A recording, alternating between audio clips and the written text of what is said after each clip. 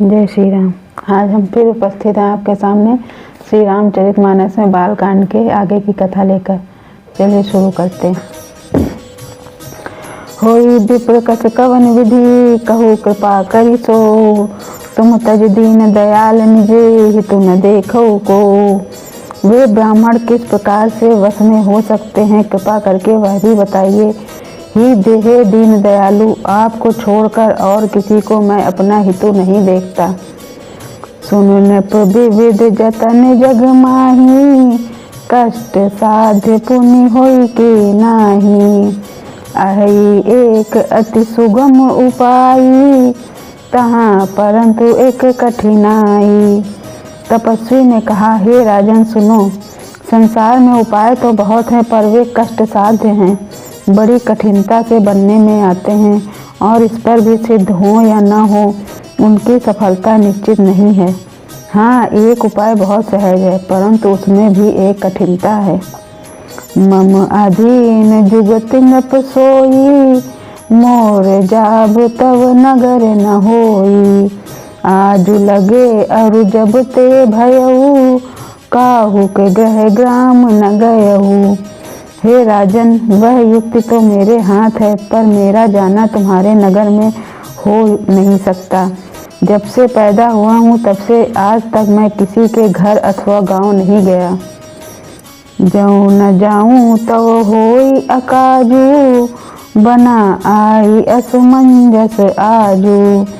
सुन महेश बोले मृदुबानी, नाथ निगम असीमित बखानी।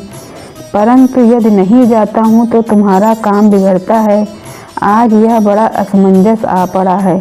यह सुनकर राजा कोमल वाणी से बोला, हे नाथ, वेदों में ऐसी नीति कही है कि बड़े स्नेह लघुन पर करही, गिर निज सिरन सदा त्रन धरही।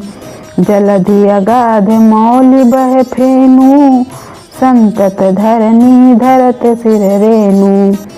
बड़े लोग छोटों पर स्नेह करते ही हैं। पर्वत अपने सिरों पर सदा घास को धारण किए रहते हैं। अगाध समुद्र अपने मस्तक पर फेन को धारण करता है, और धरती अपने सिर पर सदा धूलि को धारण किए रहती है।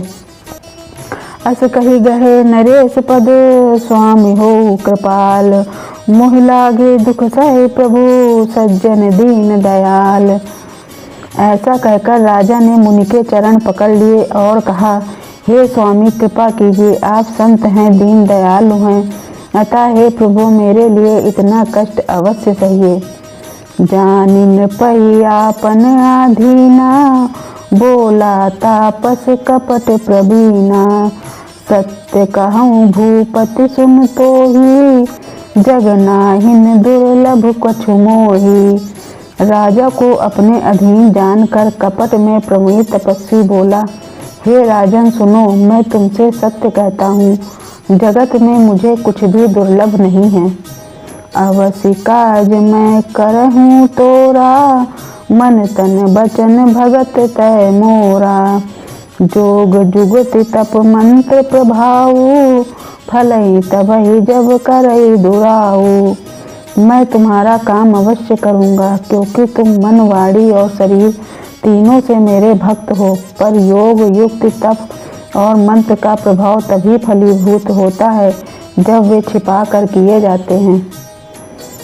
पुण्य तिनके ग्रह जवई, जो नरेश मैं करऊँ रसोई। तुम पुरसहु मोहि जान न कोई, अन्न सो जोई जोई भोजन करई। सोई सोई तव आयसु अनुसरही। हे नरपति, मैं यदि रसोई बनाऊं और तुम उसे परोसो और मुझे कोई जानने न पावे, तो उस अन्न को जो जो खाएगा सो सो तुम्हारा आज्ञाकारी बन जाएगा। पुण्य तिनके ग्रह जेवई जो, तव बस होई भूप सुन सोऊ। जाई उपाय रचहु न पुएहु, संबत भरि संकल्प करेहु। यही नहीं, उन भोजन करने वालों के घर भी जो कोई भोजन करेगा, हे राजन सुनो, वह भी तुम्हारे अधीन हो जाएगा। हे राजन, जाकर यही उपाय करो और वर्ष भर भोजन कराने का संकल्प कर लेना। नित नूतन द्विज सहस सत बरहु सहित परिवार, मैं तुम्हारे संकल्प लगी दिन ही करब ज्योनार। नित्य नए 1 लाख ब्राह्मणों को कुटुंब सहित निमंत्रित करना। मैं तुम्हारे संकल्प के काल अर्थात 1 वर्ष तक प्रतिदिन भोजन बना दिया करूँगा। यही विधि भूप कष्ट अति थोरे, हुई है सकल विप्र बस तोरे। करहि विप्र होम मख सेवा, तही प्रसंग सजहे बस देवा। हे राजन, इस प्रकार बहुत ही थोड़े परिश्रम से सब ब्राह्मण तुम्हारे वश में हो जाएंगे। ब्राह्मण हवन यज्ञ और सेवा पूजा करेंगे तो उस प्रसंग से देवता भी सहज ही वश में हो जाएंगे।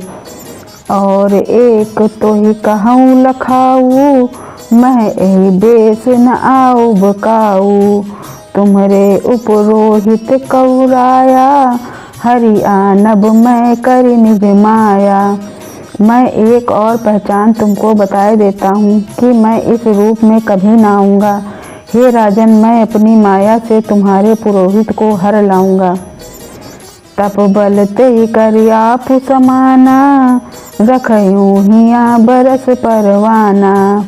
मैं धरिता सुबेश सुनु राजा, सब विधि तोर सवारब काजा। तप के बल से उसे अपने समान बनाकर 1 वर्ष तक यहाँ रखूँगा। और हे राजन सुनो, मैं उसका रूप बनाकर सब प्रकार से तुम्हारा काम सिद्ध करूँगा।